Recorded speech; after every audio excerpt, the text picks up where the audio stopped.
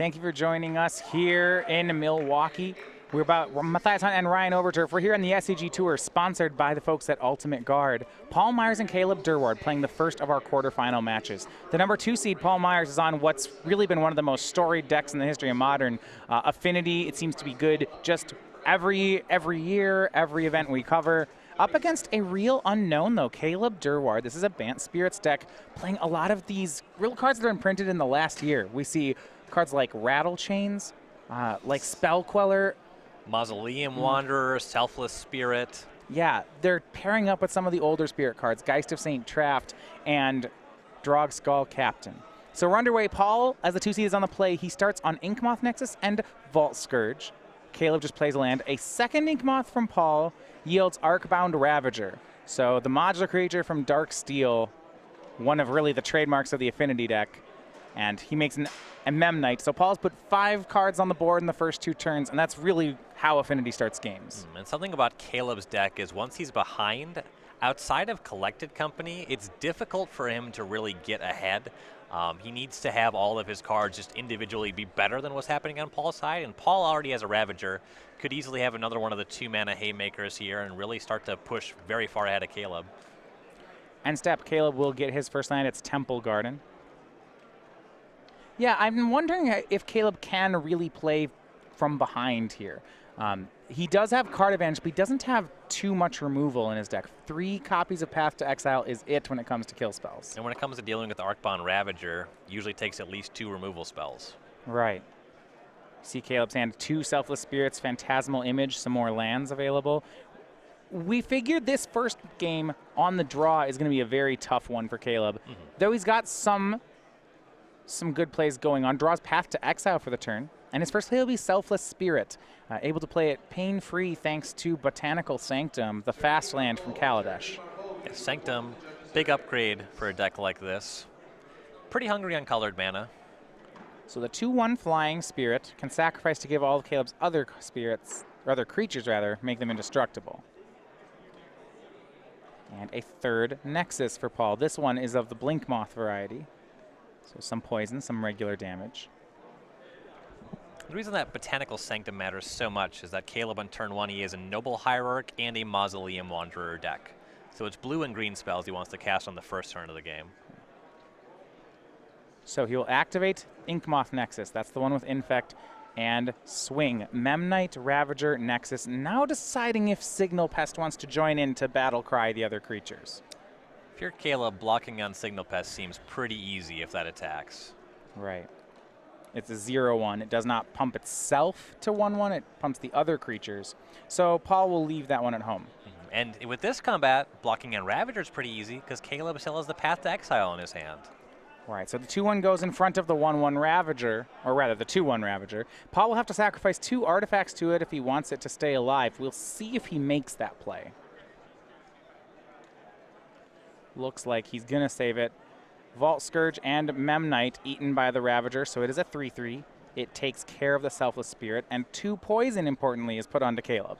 And I like this because Myers still has 1 mana untapped.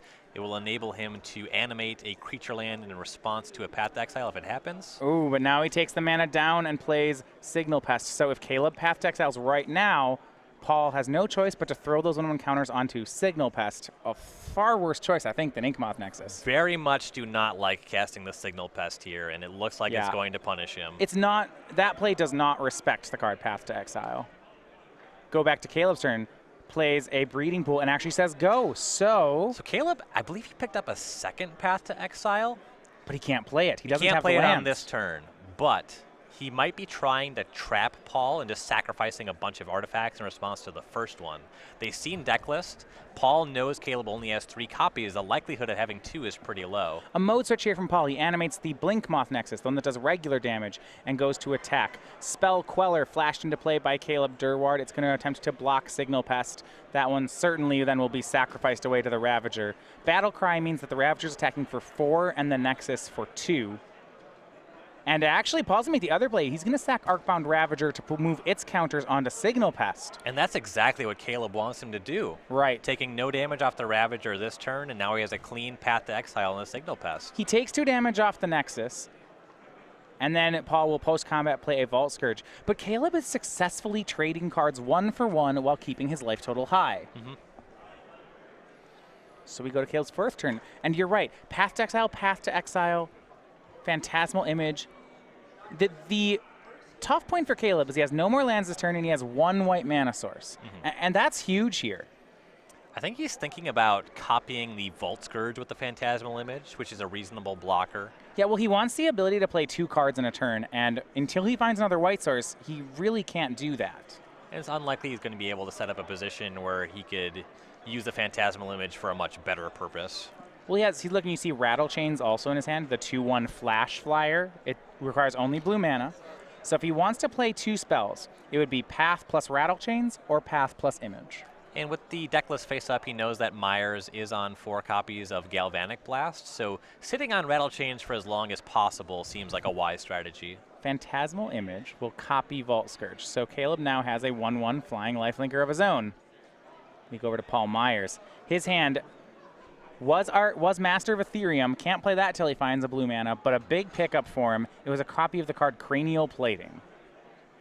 Unfortunately, he can't try to equip it to that Phantasmal Image. Just pop the illusion, as it were. Phantasmal Image, remember, it's a clone, but it's actually just an illusion. If anyone targets it, it is sacrificed. So Paul will play Cranial Plating. He will equip and swing, and this is a great swing if you're a fan of Caleb Durward. He'll get to trade everything. So Path to Exile takes care of the Signal Pest, and the Vault Scourges will trade. And bad news for that Master of Ethereum in Paul's his hand. Basic's a mountain. No basic island in this deck. If it was basic island, he could cast the Master. He'll have to take the basic mountain. It's his only basic land. This will turn on future Galvanic Blasts, and with Caleb being mana shy, it'll be harder for him to set up Rattle Chains to interact with that. Yeah, but look at the board. Paul has 1 card in hand and it's uncastable. Sure, he has a Cranial Plating and some lands to put it onto, but Caleb has 16 life points and, 6 cards it looks like in hand? A backup Path to Exile, looks like a pair of Rattle Chains now. Yeah, 2 Rattle Chains, a Path to Exile, a Drogskull Captain, and I believe a Selfless Spirit are the cards in Caleb's hand. Now, he could really use another white source here.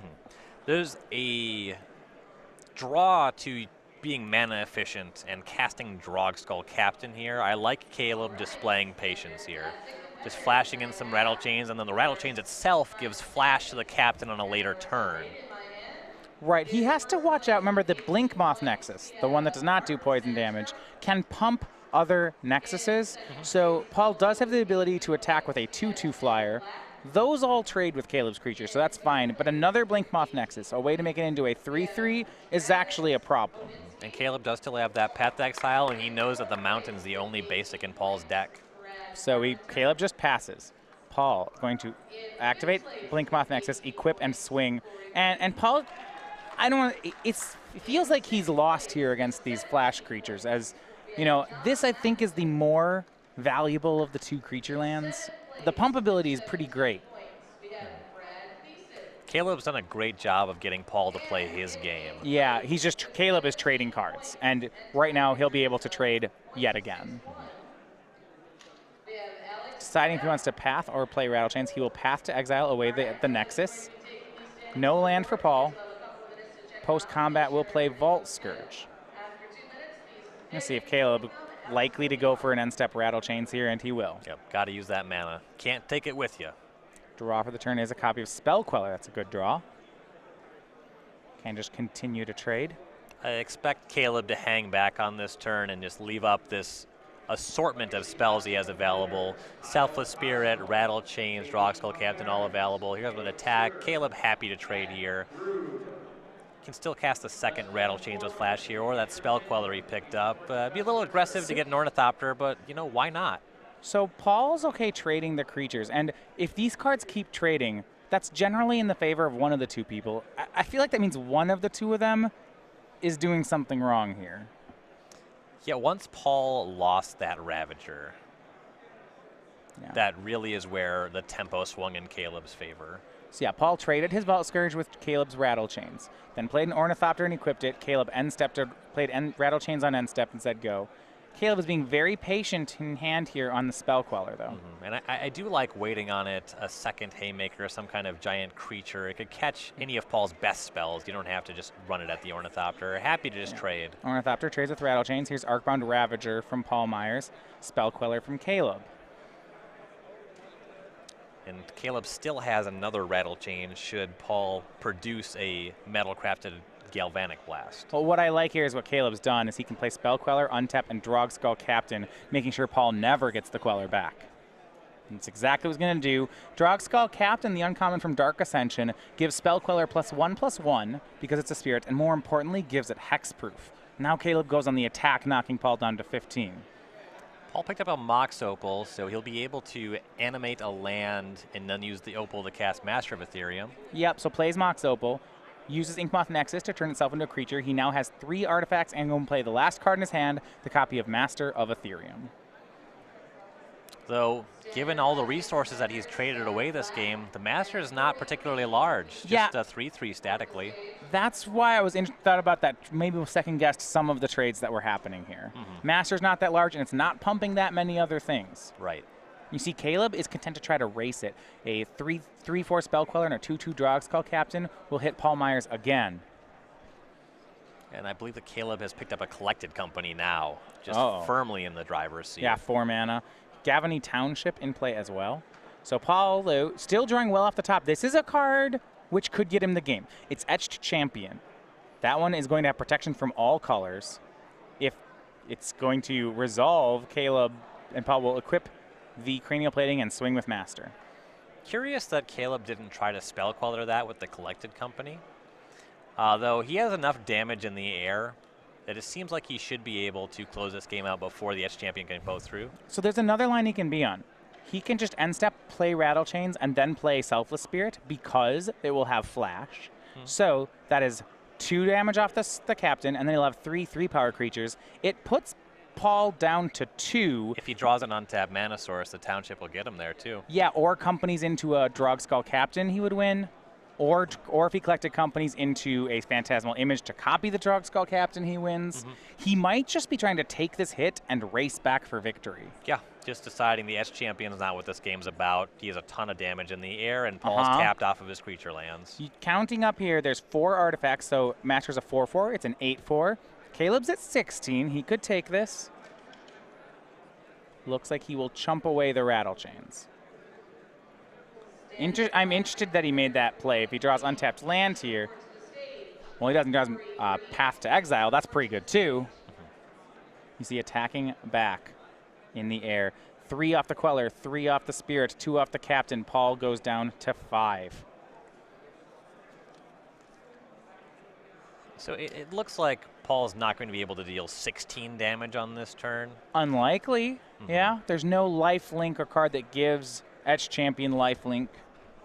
And if something were to come up, Caleb still has the Collected Company in hand to try to Spell Quell it or something like that. He will swing the team. Now, Paul drew a land and played a 4th land. He does have 2 flying blockers here. If Caleb is going to go for Collected Company, if he misses completely here, then we could have a game. He has not missed near completely. Looks like 3 creatures. No, and that should just about do it. Geist of St. Traft and the 4th and final Rattle Chains. This is more than enough damage to swing to win on next turn's attack. And the Geist just represents 2 separate bodies. Paul played the card he drew for the turn. He's empty-handed. Caleb has perfect information. Should be able to close this one up. So we have our first results from the top 8. Our backup match of James Johnson versus Jeremy Young goes 2-0 for Jeremy Young. So that is the red-green Scapeshift player defeating Jeskai Flash. Jeremy now makes it into the semifinals. He will play the winner of this match. That's why I play 4 Spell Snares. Congratulations to both players, though. James Johnson for his top 8 and Jeremy Young for progressing into the top 4.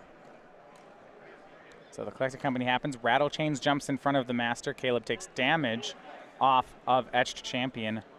And, you know, these matches are finishing, and I'm going to say they're going the direction that we're we are not expecting. Second one, another clean sweep, 2-0. The number 5 seed winning. This is Kent Ketter playing Dredge, defeating Michael Janney on Zoo. So both Kent and Jeremy now into the semifinals. That's a bit of an upset, certainly for a 2-0. Yeah. Though one of these players, Jacob R. Kent Ketter, one of the card holder members, still has to take down Sam Jaden. The overall 1 seed on ad nauseum. Tall order. Yeah, doing it with Dredge is going to be hard. So Caleb, down to 13, he has a lethal swing here. There's 4 attackers, only 2 blockers possible on Paul's side. Yep, he 2 blocked. get through, and then that's the game. Blocked with the rattle chains on the Giant Master. Took some damage off the Etch Champion. Still had a very healthy life total. Caleb shows a path to exile for good measure, and game 1 goes to Caleb Durward and Bant Spirits. Caleb's navigation in the early game there, very impressive. I feel like he took a little longer than he needed to actually close the game, but he wasn't really at a risk of much of anything going wrong. Well navigated there, and now things get a lot better with the sideboard. Yeah, it was pretty big. We talked about how this matchup, game 1 was going to be real tough for Caleb. Him getting it, I think, is a huge steal, and we're going to show why. Let's start on Caleb Durwad's sideboard, and it starts on the very first card. 3 Stony Silence, 3 Rest in Peace, 1 Path to Exile, 2 Engineered Explosives, a Spellskite, 2 Kasali Pridemage, 2 Blessed Alliance, and a Rock Swarmmonk. The 3 Stony Silence slam dunk for sure coming in. The Path to Exile also excellent. Engineered Explosives, you can make an argument for it being a slow on the draw, but I think it's great, probably coming in. Kasali Pridemage, another excellent 1-for-1. Blessed Alliance, it's questionable. I like it well enough. It's an answer to Etched Champion, which is why I think we'll see it come in. I mean, if I learned anything from that game, it's that Caleb is very interested in playing 1-for-1 Magic with Paul here. His game plan there was just to trade, and then eventually win. If that's the case, yeah, Kasali Pridemage, Path to Exile, I even think Blessed Alliance is just fine here. Yeah, going to be some pretty heavy sideboarding, I believe, for Durward. Yeah, so on top of all these 1-for-1 kill spells, he gets to have Stony Silence, and that one's just, that's more than a 1-for-1. That can win the game almost on its own. All right, so Caleb packing a huge punch for the next game. What does Paul Myers have to answer back with? So we have 1 Chalice of the Void, 1 Graft Digger's Cage, 2 Etched Champion, 1 Spellskite, 2 Girapur Aether Grid, 2 Ancient Grudge, 2 Spell Pierce, 2 Thoughtseize, 2 Whip Flare. No real haymakers of his own. Yeah, so he's got these 2 Etched Champions, and I'll say Etched Champion actually looked very good in that game. I wouldn't mind seeing him go all the way up to 4 of that card. Yep, certainly, and it seems a lot better than Master of Ethereum against a Path to Exile deck. Though given that he is a Stony Silence deck, I assume we're going to be trying to have both of those cards available to us. So if you want some play around Stony Silence, a card that I'm interested in your thoughts in is the card Girapur Aether Grid. Yeah, this is an enchantment, 3 mana, that lets you tap any 2 artifacts to deal 1 damage to any target. And not only are you interested in beating Stony Silence, Caleb has a lot of X1 creatures. Yeah, Selfless Spirit, Rattle Chains, not interested. Though you have to decide between Etched Champion, Master of Ethereum, Aether Grid, they all seem good. You can't go that heavy on 3s. I think I want to cut all the Master of Ethereums. I don't think I want. There's 4 and 2 in the main. I don't want any. I believe that's where I end up. You want the Etched Champion and the Aether Grid. You could even, he has 4 Steel Overseers in the main. It's typically a great card, but he could cut down on some of those to make room. That at least makes sense. Yeah, I think in this matchup, Overseer performs better than against, say, a red deck. So though the Stony Silence shutting it off is significant, that's a reason to maybe not want the card. I guess my question would be if he could lock Caleb out with Aether Grid. There's some difficulty to it. If Caleb gets 2 Drog Skull Captains down, of course it does nothing. But Caleb's creatures all have low toughness. Yep. Yeah, and the Aether Grid will certainly do work here. It's a matter of being able to generate enough artifacts to make the Aether Grid matter. But I do expect to see the card post-sideboard in this matchup. All right, players are going to get ready for a second game here. Now, over at StarCityGames.com, we have the Commander 2016 set comes out soon, and we have some pretty good things to roll out here. So this is the Commander 2016 edition deck and set of 5 decks now available over on the website. These are 5 4-color 100 card Commander decks, and these sets include these pre-constructed decks include 56 new Magic cards. Now, also inside, we have the Commander Versus Series playmats. That's from our web series featuring Justin Parnell, John Suarez, Stephen Green, and Jeremy Knoll. We, of course, have these 4 playmats for them. You can get them as individuals or as a set of all 4. These bundles are available. You can pre-order them today, and they will ship when the set is legal, November 11th. So find out more and place an order at StarCityGames.com/Commander2016. Expecting to see some sweet cards coming out of the Commander product. There's always something interesting. So Ryan, for second here, we have our story of our third quarterfinal.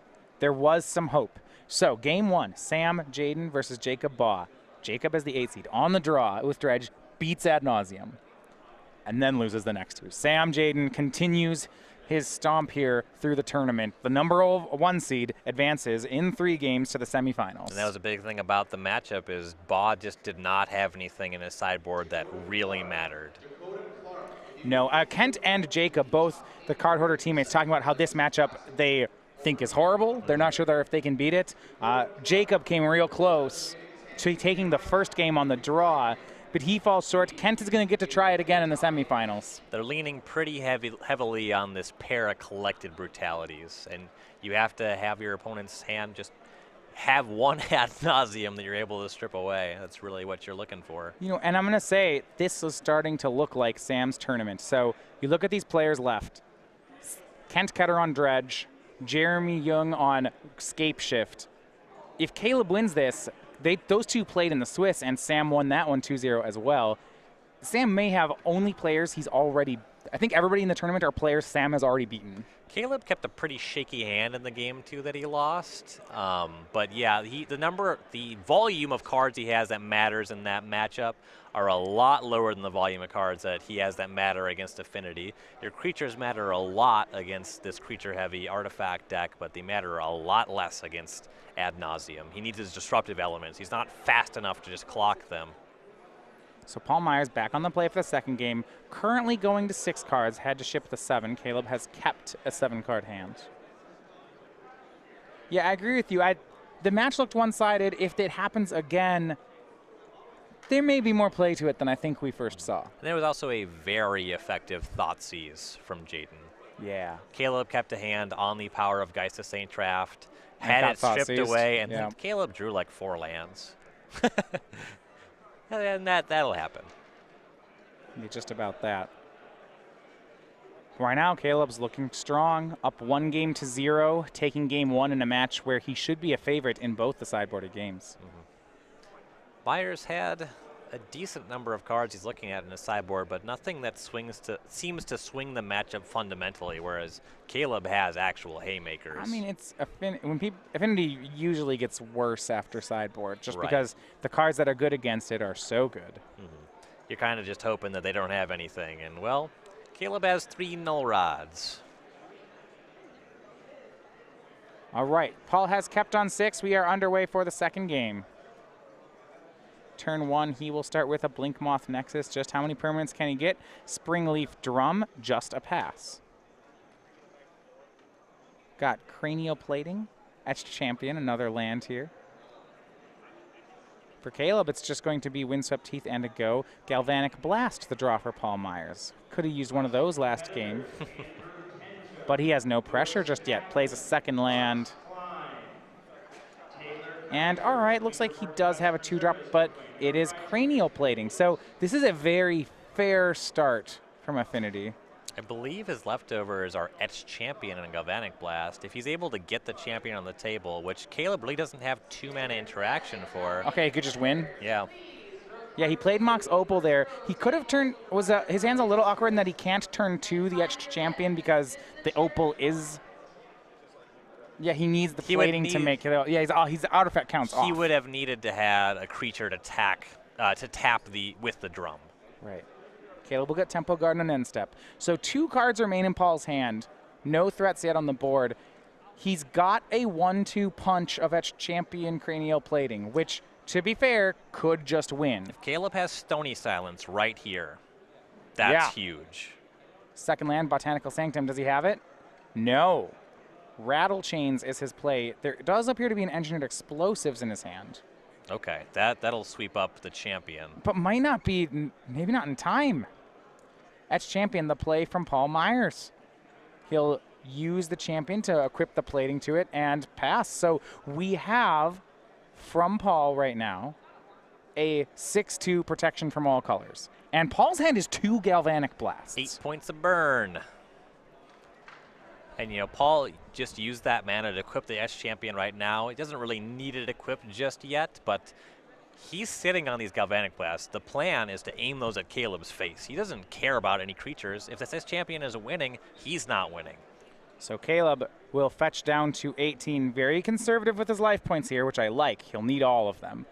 Looks like he's going to go for engineered explosives on 3. It's an answer to the Etch Champion.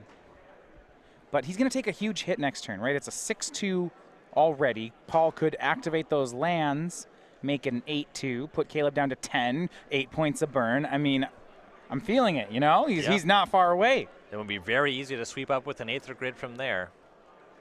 So, explosives on 3 is the play for Caleb. Now he's thinking, does he want to swing with Rattle Chains or not? It looks pretty free. Cranial plating off the top would make this pretty easy for Myers to close. See if he's able to produce something like that. Even the 3rd Galvanic Blast would be excellent. And now he looks like there's a question for the judge here. Caleb deciding, yeah, attack or none. His hand is good. He's got Collected Company. If he can take care of this one threat, the cleanup should be there. Draw. It looks like an artifact for Paul Myers. I believe Springleaf Drum. Okay, that'll play. Any artifact he can dump onto the board is 1 point of damage. True. Can cast that, activate one of the creature lands, and don't want to attack him in the Rattle Chains. Just have it hanging back so that your Cranial Plating will pump your S-Champion more. Activates Blink Moth Nexus. Taps Mox Opal. This is neat. Okay, Galvanic blasts away the Rattle Chains. Swings here for, all right, I'm going to count it up here. The Blink Moth Nexus attacks for 1. The S-Champion is going to attack for 2, 3, 4, 5, 6, 7. So an 8 points puts Caleb down to 10. I'm not sure this was better than just shooting that upstairs. I believe it was actually just worse. Well, you can hold on here. This does mean that Paul can make a play next turn of activate Blink Moth, move the plating to Blink Moth. He can start doing, he can put Caleb in that bind. Keep in mind, between Springleaf Drum and Mox Opal, he has black. So there's the chance he can toss around the cranial plating at instant speed to sneak some damage. What bodies is he moving it around from, though? With his if he draws a Memnite. When Caleb sacrifices this explosives, then he just has 2 mana untapped. Could be Rattle Chains, could be Path to Exile. I find it very unlikely that this Blink Moth Nexus is going to be able to connect. Yeah, I mean, there's a lot of work that has to happen for the line Paul took to be worth more than just shoot your face. As it stood on the board, Paul could have put Caleb to 1. Now, I get that 1 isn't 0, but when you have creature lands in play, it's close. Well, how about another cranial plating? That's Paul's draw. A turn too late to win the game. Right. If that was his turn if that was his draw last turn, this game is over right now. Yeah. So how does Paul want to play this? He's going to activate Blink Moth Nexus.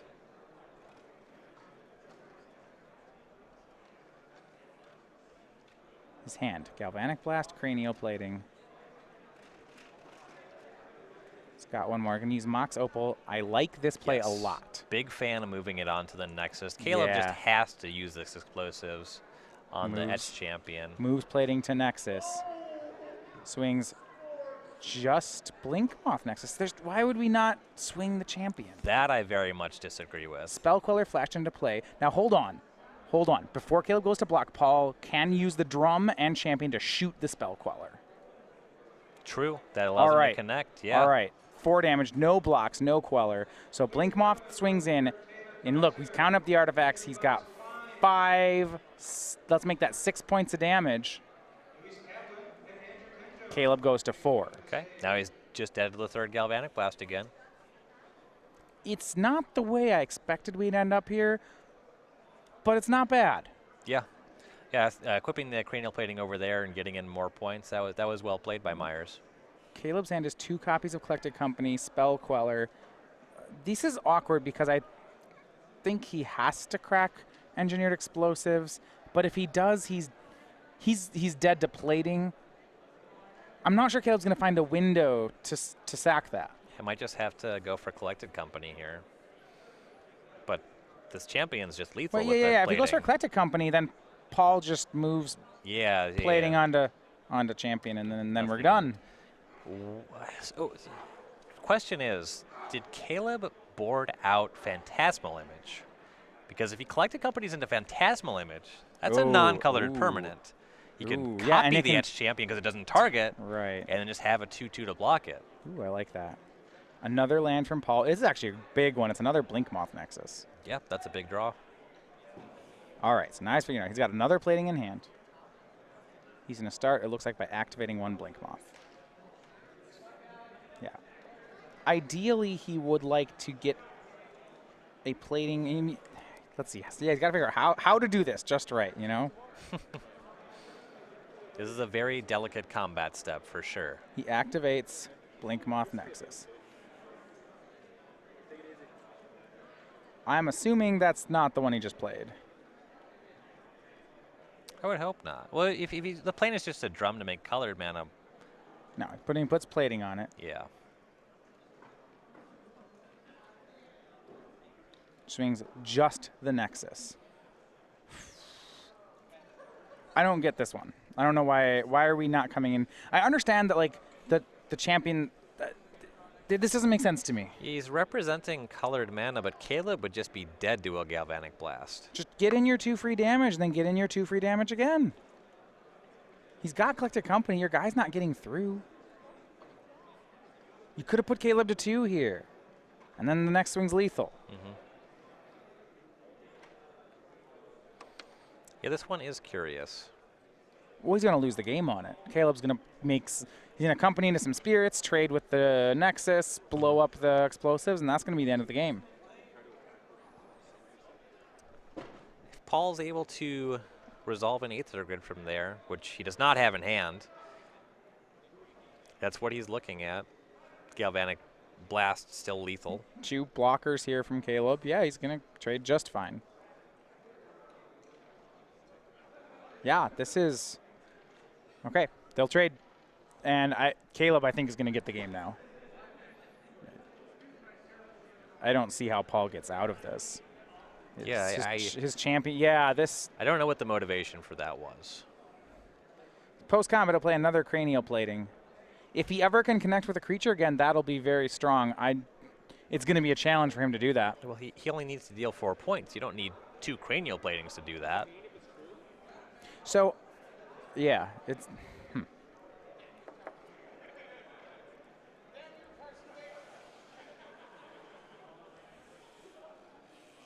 To be fair, on the previous turn, instead of Collected Company, Caleb could have had, Rattle Chains, Pop Explosives. That would have swept that up just the same.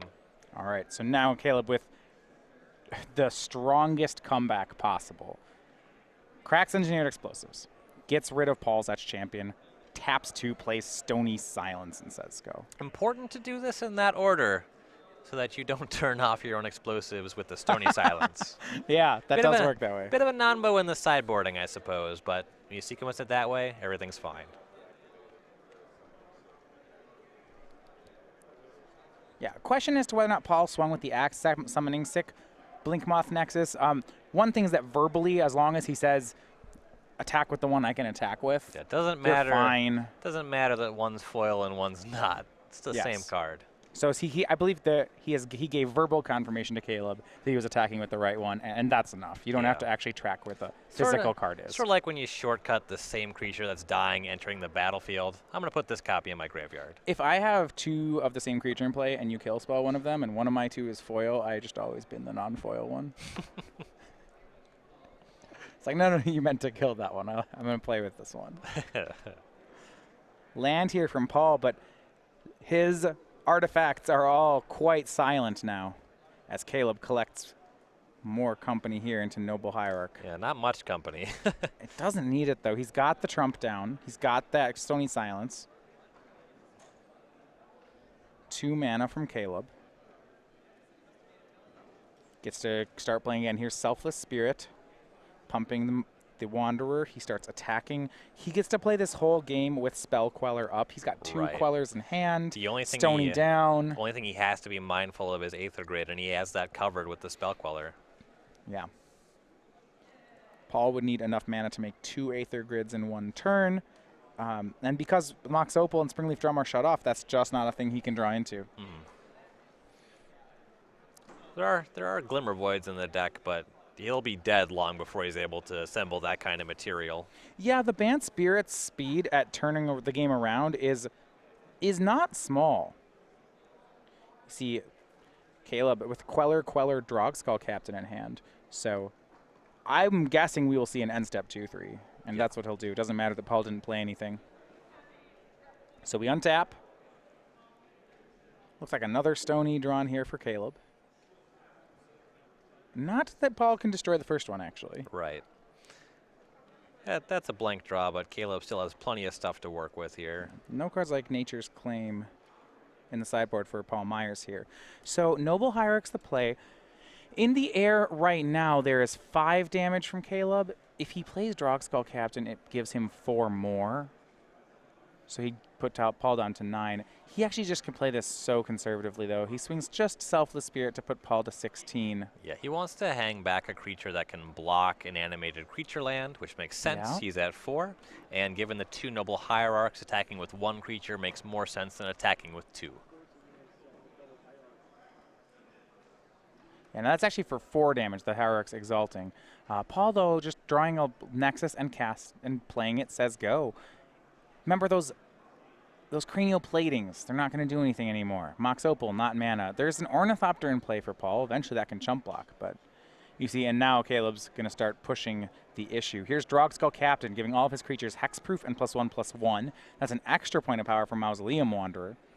So Mausoleum Wanderer pumps to a 2/2, Lord to a 3/3, exalts to a 5/5, and it's going to be some chump blocking here from Paul Myers. So 1/1/1 counter on the Wanderer. It actually is still alive thanks to Drogskull Captain. Those other bonuses were temporary. Myers needs to runner, Galvanic Blast, Aether Grid, and Caleb needs to not have a second Spell Queller. Yeah, so right, Galvanic Blast and Gear per Aether Grid are the only 2 cards that Caleb needs to counter. Here's Arcbound Ravager. I'm guessing Caleb will let this resolve. Yep, no problem with your 1/1 ground creature. Yeah, remember, can't use any abilities, so fine by him. Another land for Caleb. 2 turns away from, I think, closing this out. He's going to play a Selfless Spirit pre-combat. Let's making sure that nothing dies in combat that Caleb doesn't want to be gone. There are still creature lands on Paul's side of the board and an Ornithopter available for blocking. It's counting now. There's that Darksteel Citadel up at the top of Paul's screen, so we can activate the Nexus. So Caleb's going to go for a pretty conservative attack here. Can't swing that Spirit. That one he just cast. Actually can't animate the Nexus because Citadel is the land. That's not a mana source under the Stony Silence. So we'll back up here. Caleb can't swing that top Selfless Spirit, but yeah, puts it back. Drogskull Captain instead. You're right, actually. Yeah, that's why it's with the others that the land doesn't do anything. So there's only 1 blocker available for Paul, and it would be a chump block. So the swing is for 8. Ornithopter not known for its ability to block profitably. Yeah, it's good for blocking 1. 1 power, guys. See, if I were inventing Magic cards, I would print Ornithopter, but with Flash, so that you could block with it better. Yeah, I'm sure that card would promote healthy and interesting gameplay. How sweet would Ornithopter with Flash be? Medium? I mean, it wouldn't be any better, okay? That's not what I'm saying, but it'd be sweeter. And that is all she wrote. Paul Myers packing it in, and Caleb Durward 2-0 sweeps through the matchup and sweeps his way into the semifinals. Bant Spirits, a deck that Caleb's been working on, playing the deck on stream, and going into the top 4. Congratulations here to Caleb. He's been, streaming it for a while, innovating the deck, and now showing its strength, beating one of the top decks in the format. That Affinity in the hands of Paul Myers. So with that, that's going to complete our quarterfinal action. Caleb